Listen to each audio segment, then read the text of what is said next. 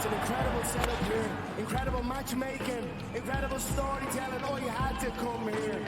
All these fighters that step in here, warriors, and all have my respect. And I'm into this game, yeah. We'll be into this, yeah. And we are live here in the Maverick Center here in Salt Lake City. What a night. It is going to be historic indeed for BKFC 56. Whoever's the king of violence right here, this is going to be a great fight. Early on the turn, right hand from my boy, double jab. Who's the king of violence? Combat fighting in its purest form, bare knuckle fighting in the city of angels.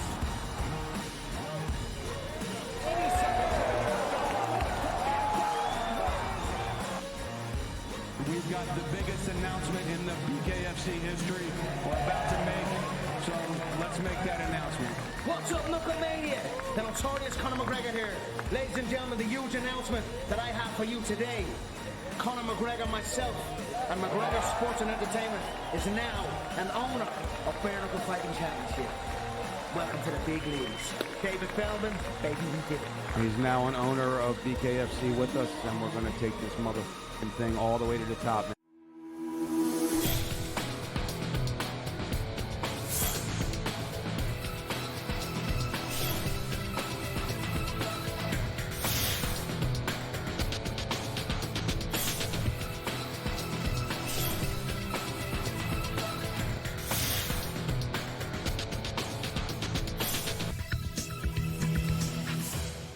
Good morning. Welcome to NewsWire here on SportsGrid. I'm Craig Mish. Welcome to the show once again. We got a great one planned for you coming up this morning, early this morning, depending on where you're watching, unless you're watching us in France at the Olympics, in which case you're in luck because we're going to have a full preview of a lot going on this afternoon. We've got Gilbert McGregor in the house for the Paris Olympics. Certainly some awesome events going on right now. You can count on SportsGrid to have you covered over the next couple of weeks, especially right here on NewsWire.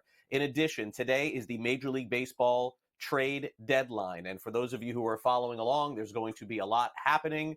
And for those of you who follow me along, you know that this is really important, my phone today, for the Major League Baseball trade deadline. But I'm with you on the air for the next hour. So if anything happens, you'll know about it right here on the show first.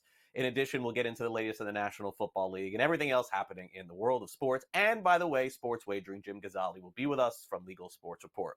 And that's where we begin in the business of sports betting. And in fact, this is the legal, illegal part of sports betting. You may remember the story last year with an individual getting proprietary information about a college baseball game, used it to bet on potentially one of the teams to win in the Southeastern Conference. Again, this is Bert Neff, an Indiana businessman who federal authorities described as a professional gambler. He was sentenced to 8 months in prison and 3 years of supervised release on Monday for a role in a betting scandal involving a Southeastern Conference baseball game in 2023. He pleaded guilty to obstruction of justice, which was the big charge in March, after federal authorities accused him of destroying evidence, tampering with witnesses, and providing false statements to the FBI during an investigation into suspicion betting on an Alabama LSU baseball game back on April 28th, 2023. You may remember that this individual allegedly placed a bet at Great American Ballpark in Cincinnati by getting information regarding one of the starting pitchers in the game.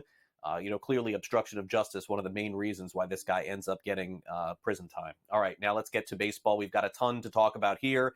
Last night, late night, a big trade in baseball capped off by the Atlanta Braves, a very strange one in the sense for the San Francisco Giants, who just signed Jorge Soler to a 3-year contract a few months ago and traded him and got nothing, essentially. They get Tyler Matzik back in return. The Braves take on the entire salary. So long, Soler. He goes back to the place where he won a World Series and won the MVP. The Houston Astros need some starting pitching. They acquire Yusei Kikuchi from the Toronto Blue Jays. Blue Jays did pretty well here, get a couple of prospects in return, including Joey LaPerfido, their first baseman, who took over when Jose Abreu went to the minor leagues. The Cleveland Guardians, always working in the shadows, they acquire Lane Thomas from the Nationals for 3 prospects, and also Justin Turner. It seems like he's played on a lot of teams the last few years. His next one is now the Seattle Mariners. He was traded by the Blue Jays there. Also, late last night, our guest coming up on the show, Robert Murray, broke this trade as the Brewers acquire Frankie Montas, another starter from the Cincinnati Reds, So the Reds waving the white flag here. Montas goes to Milwaukee. The Cardinals also get Eric Fetty in an 8-player deal with the Dodgers and White Sox. Also going to the Cardinals is Tommy Pham. Dodgers bring back Ahmed Rosario in a trade with the Rays. Rays expected to make more trades today and potentially some other teams as well. That's what we have an eye on for you for the next hour and throughout the day.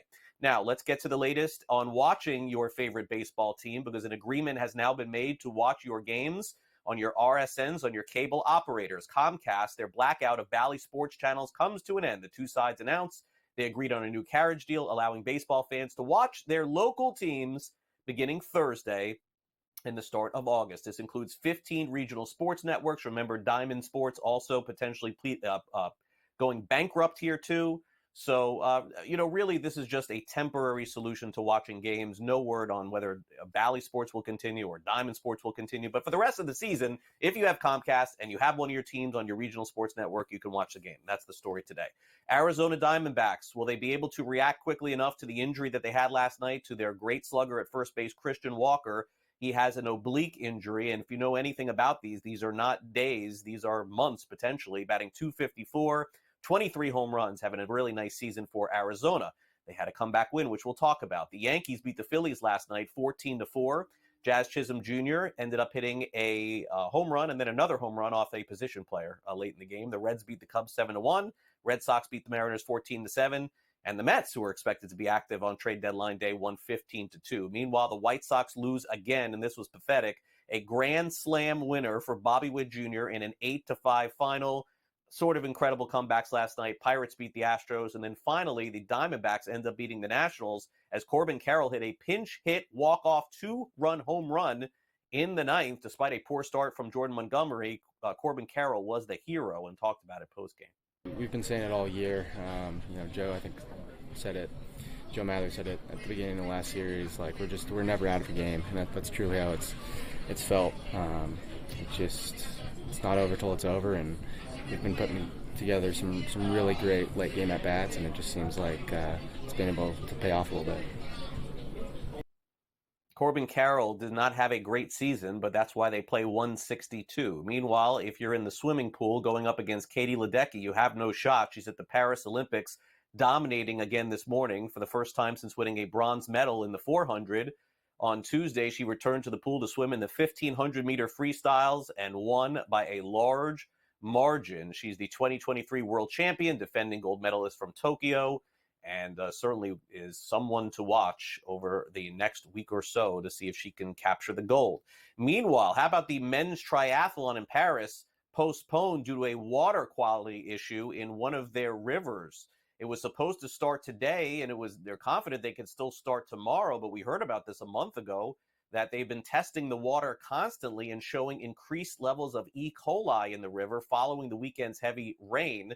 It's called the Seine River. The water level is already far higher than normal for July. But needless to say, this is not the first time we've heard of this. They've been working on this for a while. Coco Gauff, unfortunately, loses in Paris. She's out of the women's singles. There was some controversy involved in this match. She was arguing with one of the officials, and it was seen crying, unfortunately, for Coco. Not the best look. Unfortunately, she is not going to win the gold in Paris this year. Meanwhile, Team Canada rolls on in their basketball event, 93-83. They end up beating Australia. RJ Barrett, 24 points, 7 rebounds, 5 assists. SGA playing, of course, at 16 points on 8 for 10 shooting. Gilbert McGregor will weigh in on the result coming up in less than 5 minutes from now. USA basketball on the women's side, 20-point favorites over Tokyo. They won by a lot more than that. USA wins 102-76, a super high-scoring game at the Olympics. Japan's tallest player was 6'1". Folks, that ain't going to work against Team USA. This just in.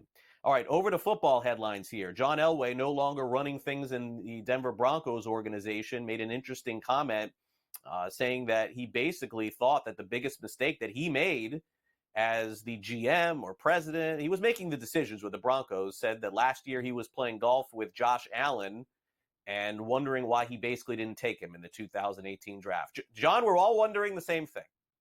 Houston Texans defensive end Danico Autry has been suspended 6 games for violating the NFL's policy against performance-enhancing drugs. 34 years old. He says it was because the doctor submitted a prescription for a different medication that contained a banned substance. He just signed a 2-year, $20 million deal after getting 11.5 sacks last season. Also a tough loss for the Indianapolis Colts during a full squad workout on Sunday.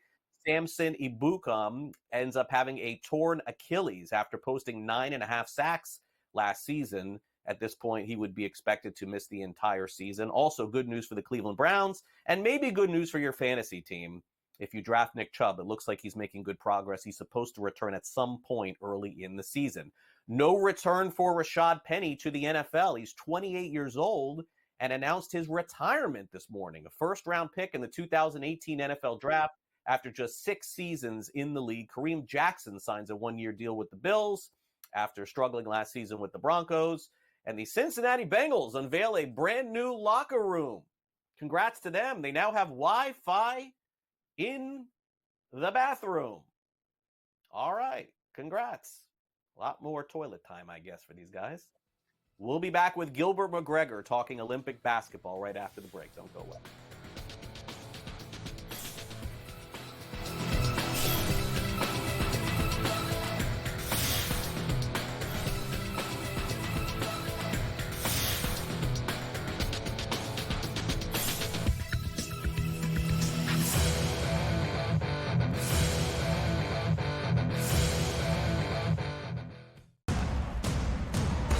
What has happened? What has transpired here at the First Bank Center here in Denver, Colorado? It wasn't just a big night of fights. It was a big night of memorable moments. Conor McGregor with us here in Denver, Colorado. Left hand from Rockwell. Right hand, right back from Mike Perry.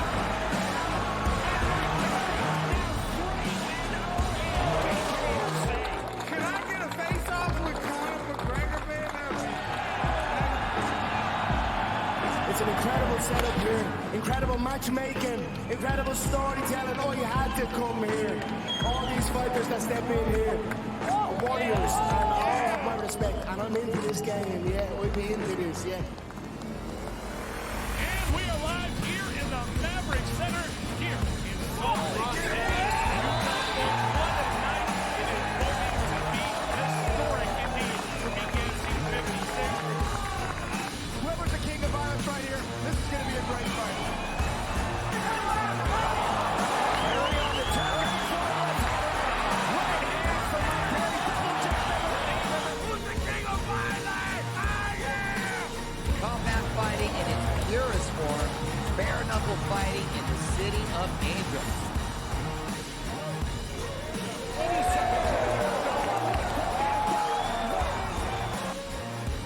We've got the biggest announcement in the BKFC history we're about to make, so let's make that announcement. What's up, Knucklemania? The notorious Conor McGregor here. Ladies and gentlemen, the huge announcement that I have for you today. Conor McGregor, myself, and McGregor Sports and Entertainment is now an owner of Bare Knuckle Fighting Championship. Welcome to the big leagues. David Feldman, baby, we did it. He's now an owner of BKFC with us, and we're going to take this motherfucking thing all the way to the top now.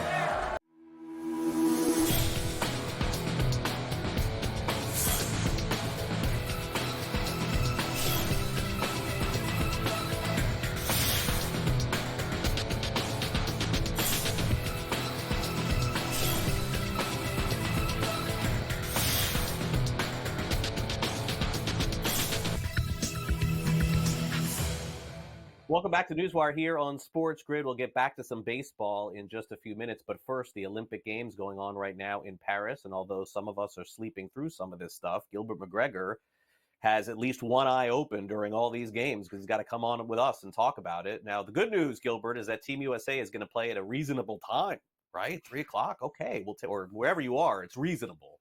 But some of these games, I'm waking up and I'm like, what happened? I didn't know. Thanks for coming on the show. It's great to have you back. Absolutely. Great to be back, Craig. All right, so let's dive in here to this Canada-Australia matchup. Canada was one of the favorites to take the silver medal. We know Team USA is the favorite to take the gold. Very good, impressive performance they've had thus far, including against Australia.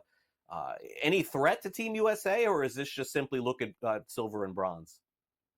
I was paying attention to what Carlin Gay, a proud Canadian, said about his national team and their chances of taking down Team USA on this very show. And I kind of buy into that a little bit. We saw some of their flaws today, but also saw some of their strengths in that Australia game. Shea Gilgeous-Alexander got into early foul trouble, but it was RJ Barrett that stepped up offensively and Lou Dort who really showed his strengths on the defensive end. So this is a very complete Canada team. They are deep. They can go 10 NBA players deep, and Kim Birch also is an 11th player with NBA experience. So they do have that going for them. But I think today, when I saw the difficulties that they had with Australia on the interior, that kind of showed their weakness there. So it does kind of feel like silver is the peak for them right now, but I sure could be proven wrong. Yeah, and look, certainly a long way to go here. Point spread's a factor. That's what we're most interested in, and so I wonder your curiosity on this game here, because Team USA plays against South Sudan today. And if you remember in the exhibition that they played, it was very close. It came right down to the end. But the odds makers, Gilbert, are telling us that Team USA is going to pay South Sudan back in a big way tomorrow afternoon. They're 29.5-point favorites with a total of 191. So I don't know what to make of this, Gilbert. I mean, either Team USA, I suppose, is going to win by 40, or is South Sudan going to keep this right down to the wire here? I mean, what do we take away from the exhibition season in the Olympics to the medal season?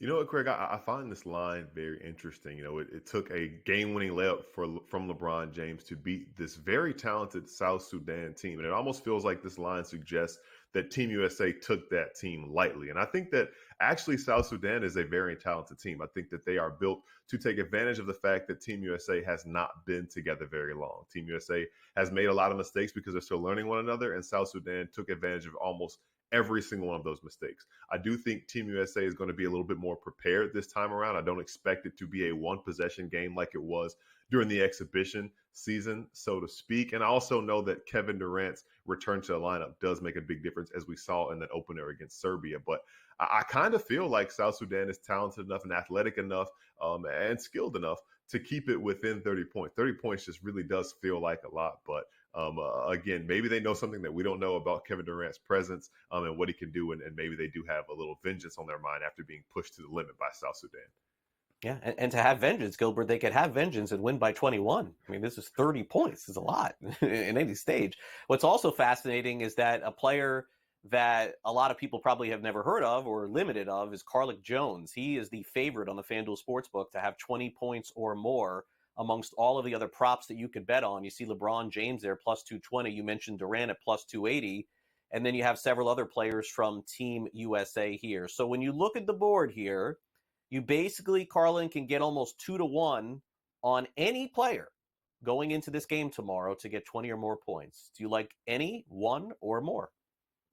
You know what, Craig? I look at these odds, and Jones is actually the player who I would maybe least expect to score 20 points in this game. He had a triple-double during that exhibition game, and I feel like, if anything, Team USA is really going to take that personal matchup to heart and not let him do what he did. He's a very talented player, has a little NBA experience, spent some time with the Chicago Bulls most recently, and he's a very talented player. But I do think that, with Drew Holiday and the perimeter defenders that Team USA has, Derek White being another one of them, it's going to be difficult for him to find his way once again. We saw Kevin Durant was very efficient in a short period of time.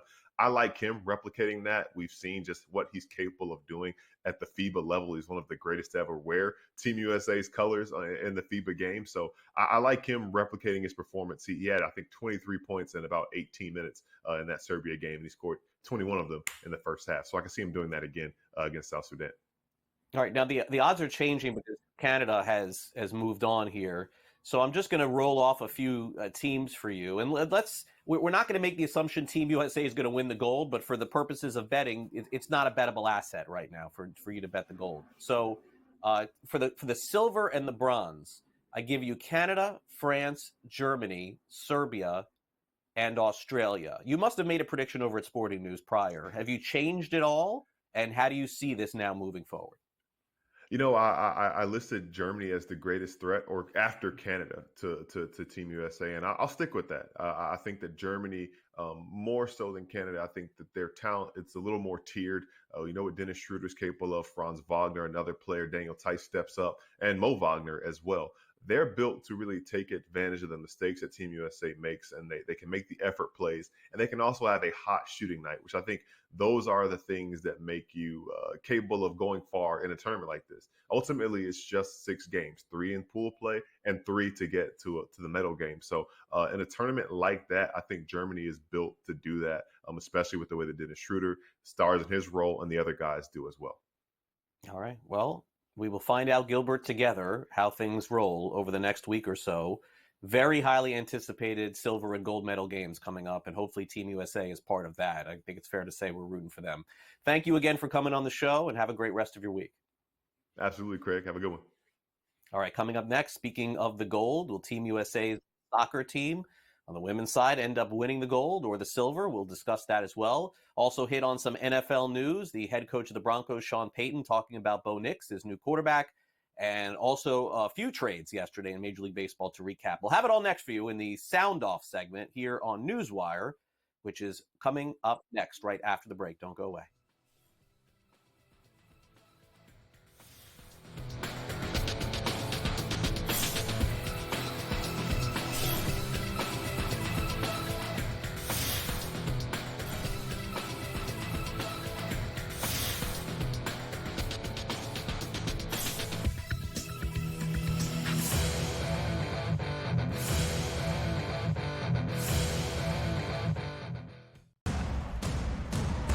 What has happened? What has transpired here at the First Bank Center here in Denver, Colorado? It wasn't just a big night of fight. It was a big night of memorable moments. Conor McGregor with us here in Denver, Colorado. Little left hand from Rockhold. Right hand, right back from Mike Perry.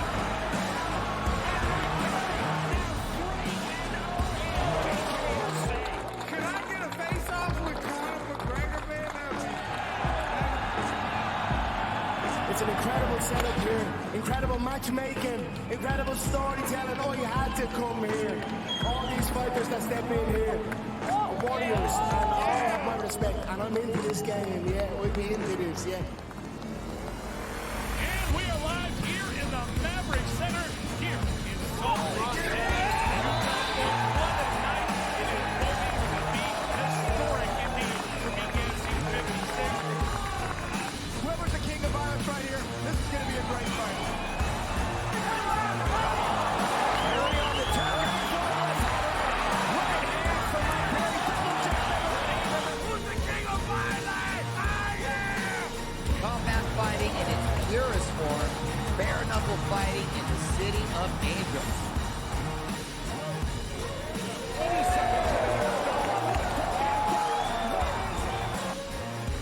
We've got the biggest announcement in the BKFC history we're about to make, so let's make that announcement. What's up, Knucklemania? The notorious Conor McGregor here. Ladies and gentlemen, the huge announcement that I have for you today. Conor McGregor, myself, and McGregor Sports and Entertainment is now an owner of Bare Knuckle Fighting Championship. Welcome to the big leagues. David Feldman, baby, we did it. He's now an owner of BKFC with us, and we're going to take this motherfucking thing all the way to the top now.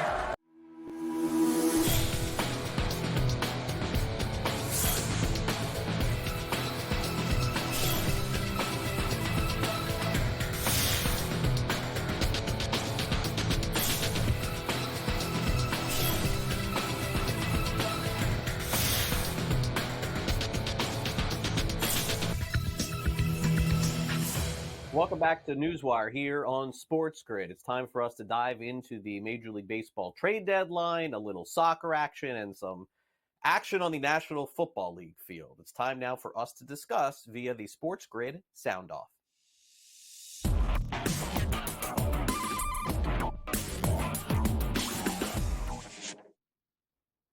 As we say today in Major League Baseball, not only is it the trade deadline, but it's also time for the Hug Watch. Around Major League Baseball, what you're going to see is several players dealt right before the trade deadline, during the deadline, and even some of them right after the game. And the reason for that is because when you make a trade deadline at 6 p.m. Eastern, all teams are getting ready for their games tonight.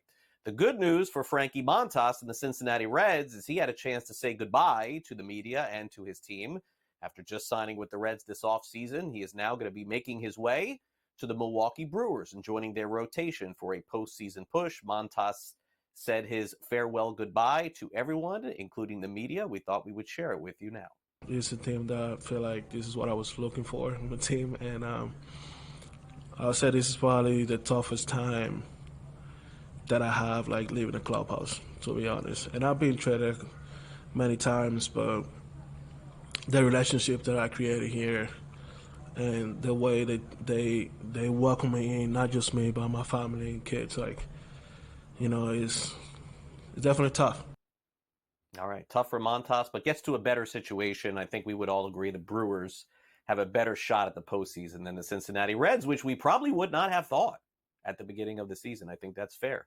Meanwhile, we have another superstar brewing at the Olympics right now. Her name is Mallory Swanson. She's been scoring goals in every game that Team USA's women's soccer team is playing. What a crazy run she's having. And by the end, will potentially be a household name. Here's Christian DeBlock on Team USA's superstar soccer player.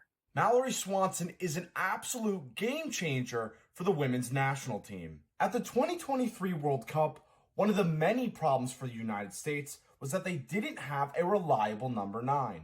Alex Morgan was ineffective largely because of her lack of pace, and Sophia Smith was more comfortable playing off the left. Swanson has put that issue to rest, scoring 3 goals in the team's first 2 games at the Paris Olympics.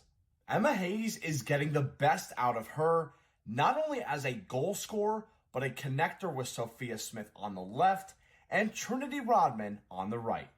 Back to you, Craig. All right, thanks, Christian. And naturally, we've seen this happen before. I mean, stars have been made from the Olympic Games. I mean, the one that comes to mind, of course, the most is Brandi Chastain for different reasons. But needless to say, Mallory Swanson's going to have her chance to shine, especially if Team USA ends up picking up the gold medal.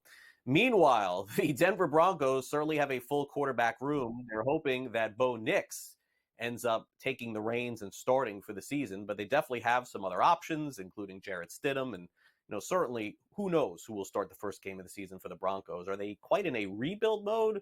Hard to say now that Russell Wilson has now been shown the door. Maybe it'll be Zach Wilson running around in the first game of the season. Here is Sean Payton talking about the decision-making for his quarterbacks in the upcoming season. I mean, we're looking to throw in the pocket, but we're also looking to make smart decisions with the football.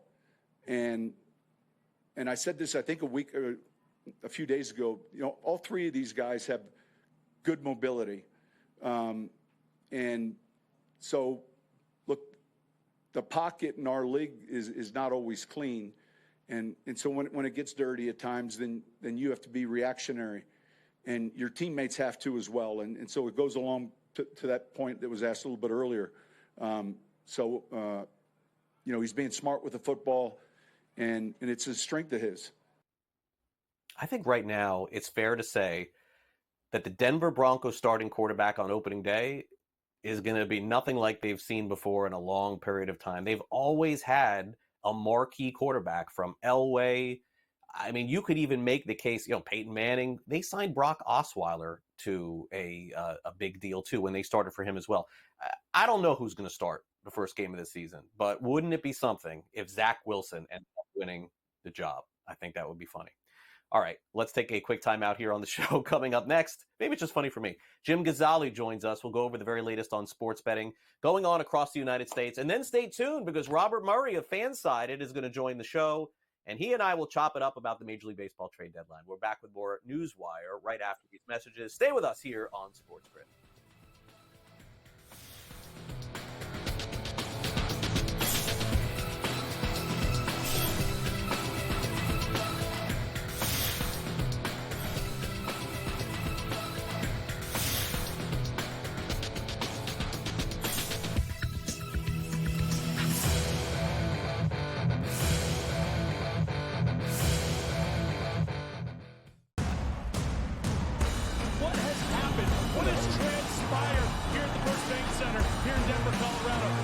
just a big night of fight. It was a big night of memorable moments.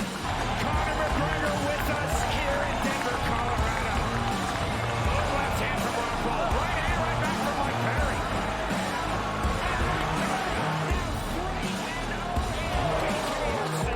Can I get a face-off with Conor McGregor, man? It's an incredible setup here, incredible matchmaking, incredible storytelling. Oh, you had to come here. All these fighters that step in here are warriors, and all have my respect. And I'm into this game, yeah. We'll be into this, yeah. And we are live here in the Maverick Center here in Salt Lake City. What a night. It is going to be historic indeed for BKFC 56. Whoever's the king of violence right here, this is going to be a great fight.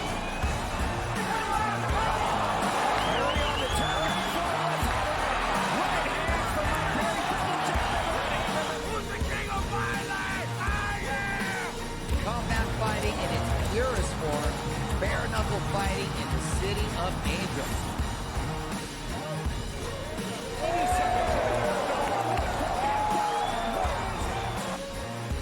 We've got the biggest announcement in the BKFC history we're about to make, so let's make that announcement.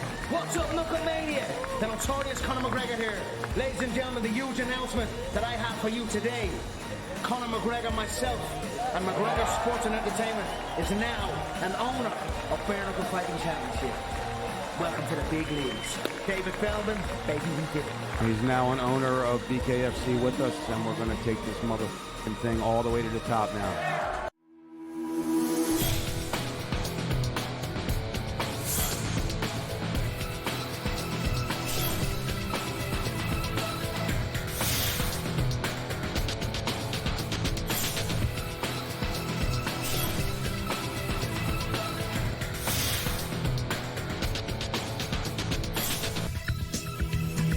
Welcome back to NewsWire here on SportsGrid. Jim Gazzale usually joins us here on the show on Fridays, but he's just so excited. He's got so many stories to bring us. We thought we would bring him on the midweek edition of the show. Hey, Jim, great to have you back here on NewsWire. We're going to dive into some news in Tennessee, Colorado. We'll also hit on some Maryland news as well. Thanks for coming on. Great to see you. Yeah. Thanks for having me a few days early this week, Craig.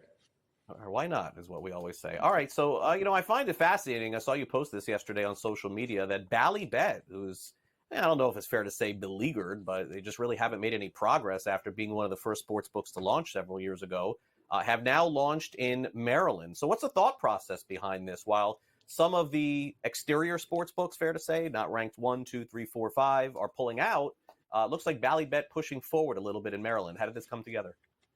Yeah, they have, to your point, had a little bit of trouble gaining traction across the country, really. Now available in 9 markets with the launch of Ballybet in Maryland yesterday. And like we've talked about in the last couple of weeks on the show, Craig, there's been a little bit of a market shakeup, if you will, in Maryland, where we've seen a couple of sports books leave and a couple of sports books enter the market. Superbook and Betfred recently announced that they'd be leaving the Maryland sports betting market, whereas VSC is joining or has joined the Maryland sports betting market, and Better, the micro betting platform, is expected to join the Maryland market in the coming months as well. And like I said off the top, Ballybet joining that market yesterday. Now, when we kind of look around the country, 9 markets now for Ballybet accepting sports wagers, a handful of them do break out operator-specific metrics. So we do have some eyes on their performance in other markets. And, their strongest market right now is Indiana, where they've earned about 1% of all market handle. That's the highest of any of the markets that we can see. Just a couple of other markets. New York, they have 0.2% of overall handle since January 2022, when that New York market opened up online. And in Ohio, interestingly enough, also 0.2% of handle there. That market, of course, opened January 23. And one interesting note out of Ohio is that Ballybet has given out more in promos than it's made in revenue. So just a couple of, states where they're struggling to gain a foothold, gain any real traction, but they did launch in Maryland yesterday. They launched in Massachusetts recently as well. And, as we know, DraftKings, their hometown market being based in Boston, really has a tight hold at the top of that market in terms of handle. So it remains to be seen what kind of traction Ballybet will be able to make in Massachusetts. We'll get a good idea of that in the next couple of weeks when their July revenue report comes out, probably about mid-August. We'll see Ballybet's performance in Massachusetts. But, they're live now in 9 markets and, performing not all that great in any of them, Craig. Yeah, no, and that's why it's sort of weird, I guess, for me to see. But look, again, some of these sports books, even though they're not doing so great, they're still trying. We got to give them credit for that. All right, so some violations and some fines given out in Tennessee. I saw this story on Legal Sports Report a few days ago, and it's pertaining, Jim, if I'm not mistaken, the fines are during soccer and pertaining to fines on specific penalties. You're going to have to tell us a little bit more about how that works. And, I sort of I guess I can kind of understand how the sportsbook operators may not have the familiarity as much and the regulators with betting on penalties and things like that. So how did this all happen? Why did they get fined? And specifically, is it just because of them having penalties available on their sportsbook to bet on?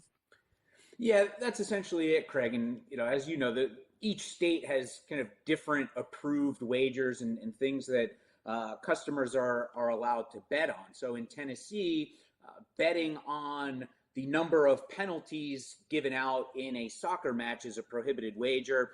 For BetMGM, that option was available to players in Tennessee, and several of them worked those bets into same-game parlays on some recent soccer matches, and Tennessee sports betting regulators slapped BetMGM with a $25,000 fine for doing so.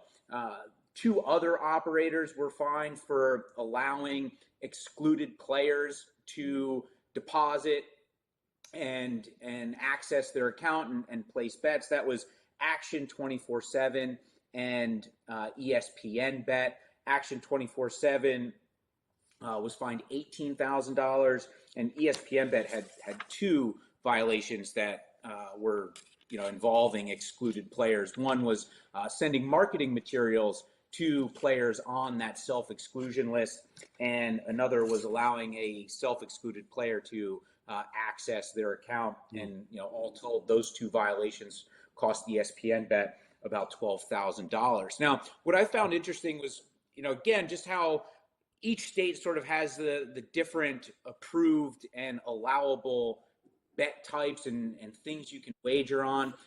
Tennessee also does have, pretty strict fines for these violations. I've covered several other state regulatory fine stories over the last couple of months, and Tennessee's did seem to be the most expensive. And if you recall, a couple of months ago, we talked, Craig, about some Indiana sports betting violations also involving some self-excluded players, also including BetMGM, as a matter of fact. And those were only a couple of $1,000s. So not rising to the same level of, financial, the same financial level as they are in Tennessee. But across the industry landscape, Tennessee sports betting regulators do issue probably some of the steepest penalties for these violations.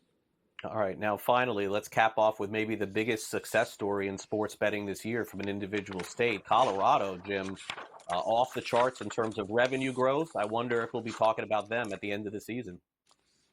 Yeah, it was a really positive June for Colorado sportsbooks in terms of revenue.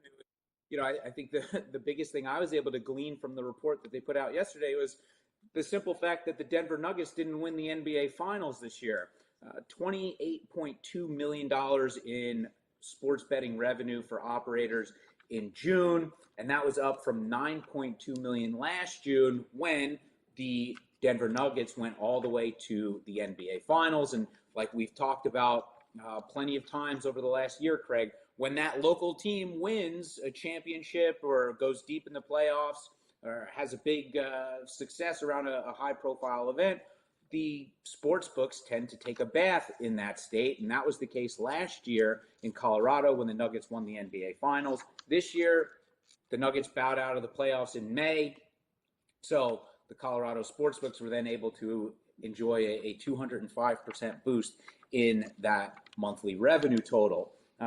Overall, basketball bets accounted for the second most betting volume in June. Despite the Nuggets not being going deep in the playoffs, baseball was number one. Parlay betting also very popular throughout the month in June, like we've seen pretty much in most markets across the country, like we talked about last week, Craig, with the Louisiana sportsbooks cashing in quite well on those parlay bets. So Colorado, a lot more of the same, Craig. All right. Well, Jim Gazzale with us, weighing in, as he will next week. Thanks again, Jim, for coming on the show. Great to catch up with you. Thanks for the updates. All right. Thanks, Craig.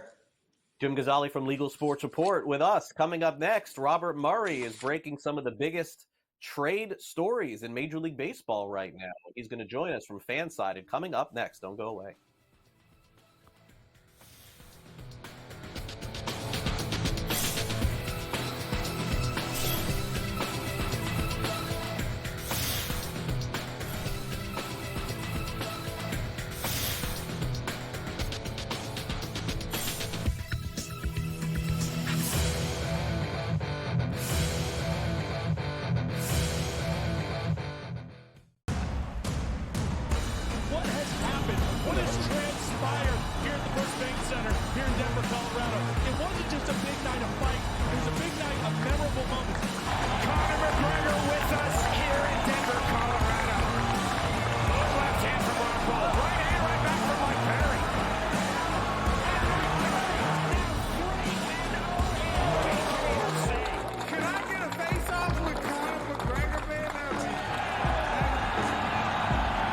It's an incredible setup here, incredible matchmaking, incredible storytelling. Oh, you had to come here. All these fighters that step in here, warriors, and all have my respect. And I'm into this game, yeah, we'll be into this, yeah. And we are live here in the Maverick Center here in Salt Lake City. What a night. It is going to be historic indeed for BKFC 56. Whoever's the king of violence right here, this is going to be a great fight.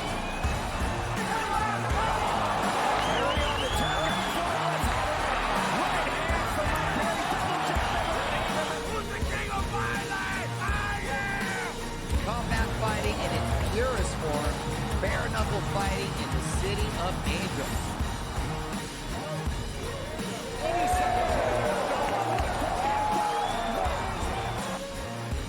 We've got the biggest announcement in the BKFC history we're about to make, so let's make that announcement. What's up, Knucklemania? The notorious Conor McGregor here. Ladies and gentlemen, the huge announcement that I have for you today. Conor McGregor, myself, and McGregor Sports and Entertainment is now an owner of Bare Knuckle Fighting Championship. Welcome to the big leagues. David Feldman, baby, we did it. He's now an owner of BKFC with us, and we're going to take this motherfucking thing all the way to the top now.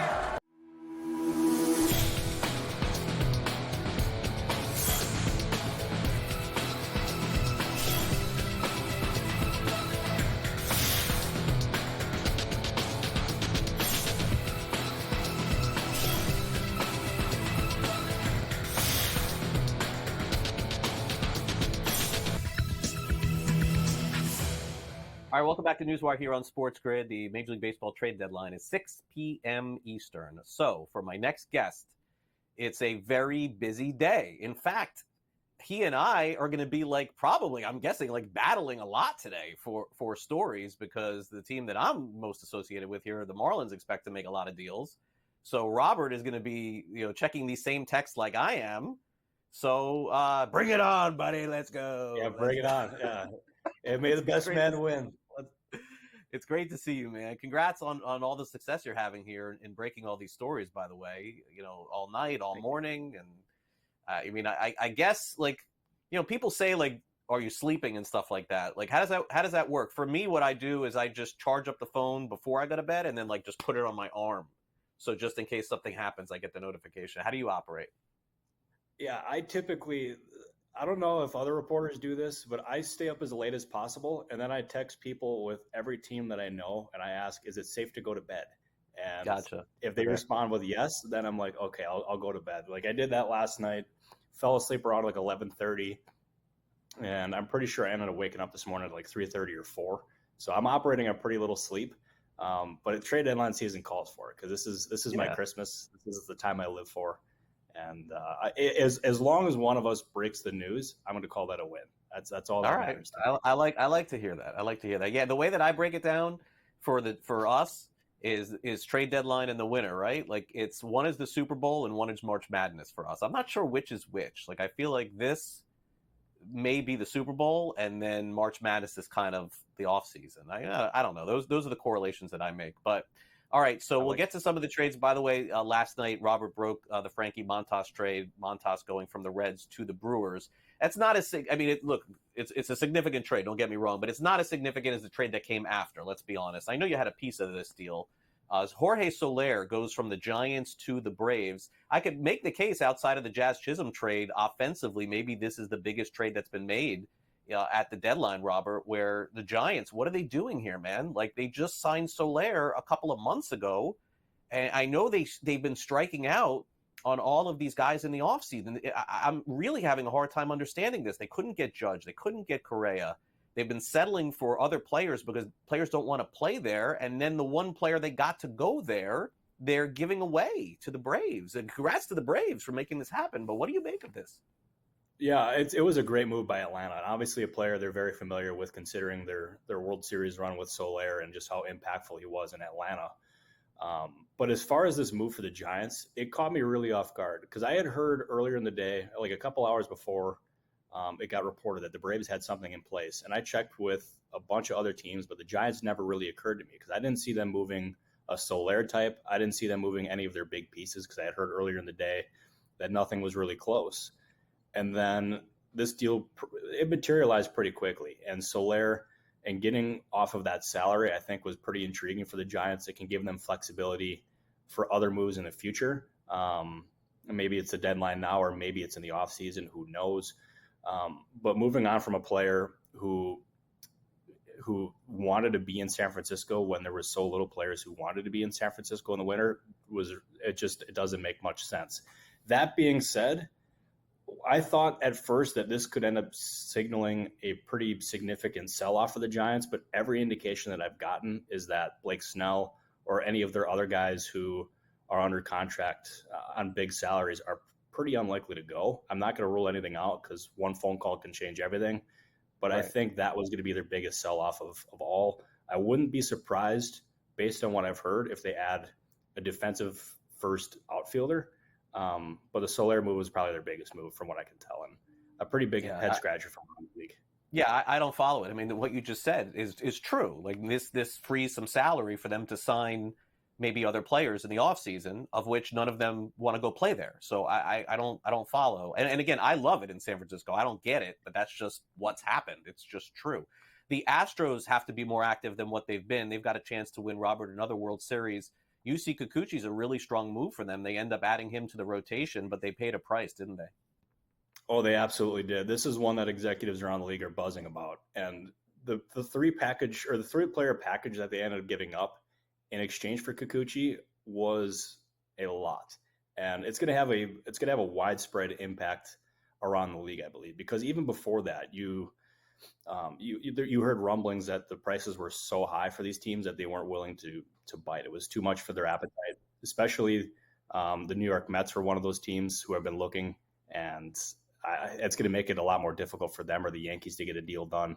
And the Astros needed a starter, but I think they could have done it in a different way and given up less. And I think this deal is it could end up having a pretty big impact on them down the line here. Yeah, I like the first baseman that's played. La Profito seems like a good guy. All right, let me go over the possible trade candidates. Let's move on, guys, to that. I'm going to show you a graphic here, Robert, of several players. Let's see if we can get this right. So it's Crochet, Flaherty, Snell, Luis Robert, Rengifo, Diaz.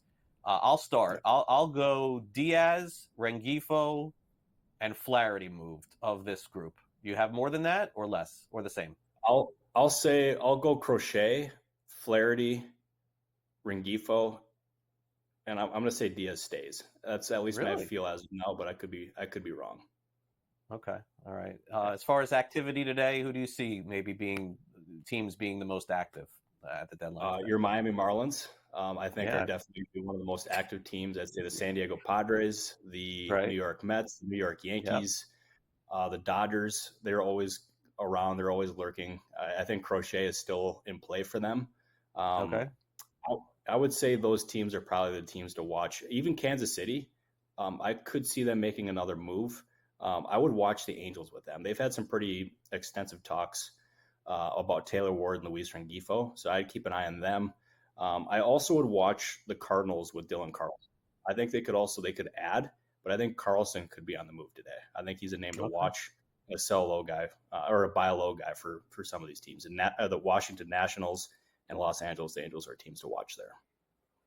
Robert, good luck today. I'm sure you and I will be speaking throughout the day. I mean, we are friends. I mean, I know it doesn't seem like competitors can be friends, but we are. Enjoy the day. We'll talk soon. You as well. All right, we'll be right back.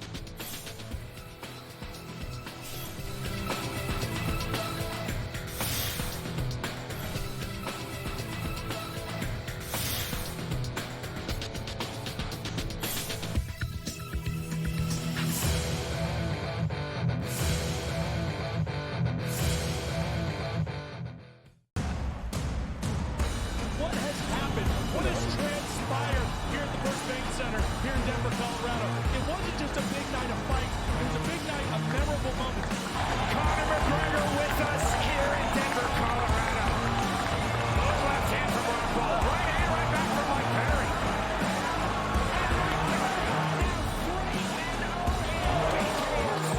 Can I get a face-off with Conor McGregor, man?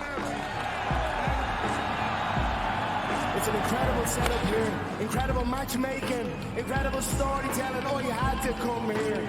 All these fighters that step in here are warriors, and all have my respect. And I'm into this game, yeah. We'll be into this, yeah. And we are live here in the Maverick Center here in Salt Lake City.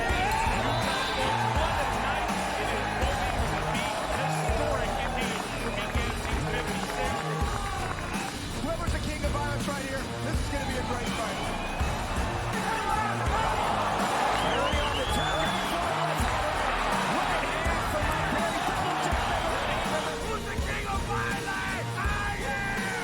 Combat fighting in its purest form, bare knuckle fighting in the city of angels.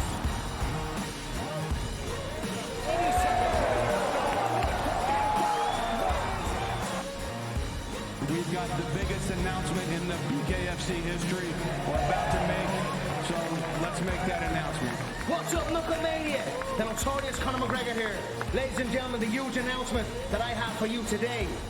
Conor McGregor, myself, and McGregor Sports and Entertainment is now an owner of Bare Knuckle Fighting Championship. Welcome to the big leagues. David Feldman, baby, we did it. He's now an owner of BKFC with us, and we're going to take this motherfucking thing all the way to the top now.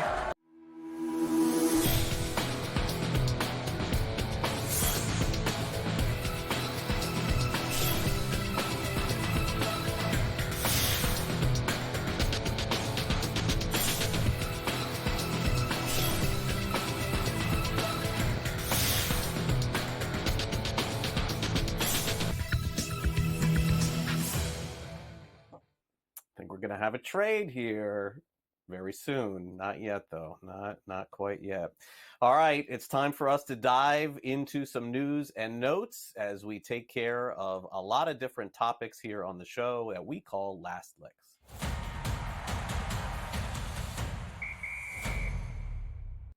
All right, let's start off with Caleb Williams, the starting quarterback of the Chicago Bears going into the upcoming NFL season, says that he wants to play. First preseason game coming up for the Hall of Fame game with the Chicago Bears. I got news for you. This is not going to... Wait, hold on a minute here, folks. Hold the phone here. Hold the phone. Okay. I'm going to give you guys a trade here. Live on. I don't have enough information. What am I supposed to do here? I don't have enough information to do this on the air. But do it. Do it. Okay. Could you guys hold on just one second? I mean, this is the way it works. We're that close here on the show. I got Sussman approval here because this is the way it's got to go. Okay. So the Miami Marlins are going to be trading Trevor Rogers, their starting pitcher. But I'm not sure quite where yet. But he's going to be getting traded, and that's going to happen probably here before the end of the show. That's all I got for you right now. Is that good enough? It's kind of weak. I probably should be able to do better. That's what I got, guys. That's what I got. I mean, you got my phone live on the air with me doing this. That's what's happening as we stand here. This will be a great social media clip for some of you because I don't know exactly where it is. But I'm going to try here as we go. For the time being, let's go back to let's go back to last licks. All right, so I just ate up. Okay, Caleb Williams, he wants to play in the Hall of Fame game. I was going to say here is stupid and he's a great guy, but you should stay away. Okay, now let's go to Jazz Chisholm Jr. Jazz Chisholm Jr. is a member of the Yankees. He had 2 home runs yesterday. He used Aaron Judge's bat for the second home run. Chisholm, of course, was traded over the weekend. And naturally, a lot of people are hoping that he ends up. Oh, okay. I can't put it out there where he's going yet because it's not done yet. But there are 3 teams involved. This is the trade deadline, guys. 3 teams involved for Trevor Rogers. And it looks like he's going to get traded in the next few minutes. I'm so sorry, guys. This is how it works.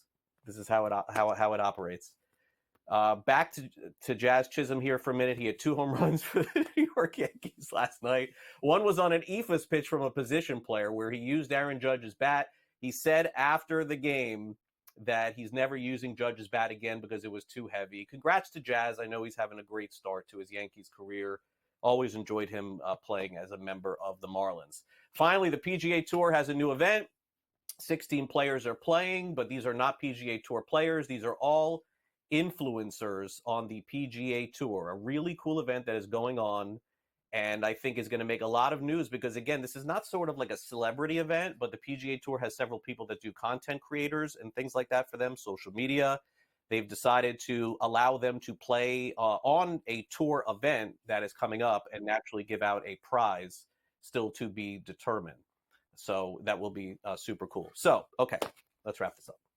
All right, so here's the deal, folks. The way that the trade deadline works is that you just have your phone and you're waiting for news to break. So for somebody like myself, especially who's close to covering the Marlins, you have a live look as to exactly how it goes down.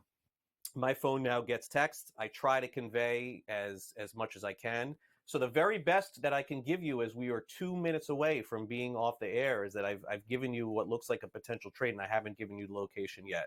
So naturally, at this point, what I do is I stay really quiet and I don't say anything because once I do that, anybody who's watching SportsGrid right now, what they're going to do is take my information and find out exactly where. But because, again, I'm hosting here and I want to give you guys the latest information, when I am back tomorrow morning, you're gonna see there's going to be a trade that we talked about here that I was not able to get completed for you. And I'm really sorry for that, but that's the most information that I could give you.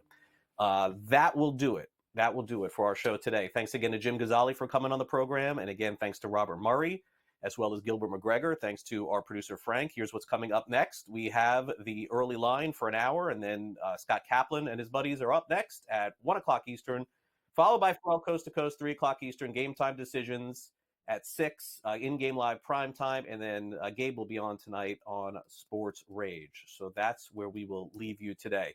I hope you guys enjoy everything this afternoon. You can follow along on social media here on SportsGrid, and you can follow me on social media at Craig Mish. Enjoy the rest of your day. Let's break some news here as we continue. Have a good one.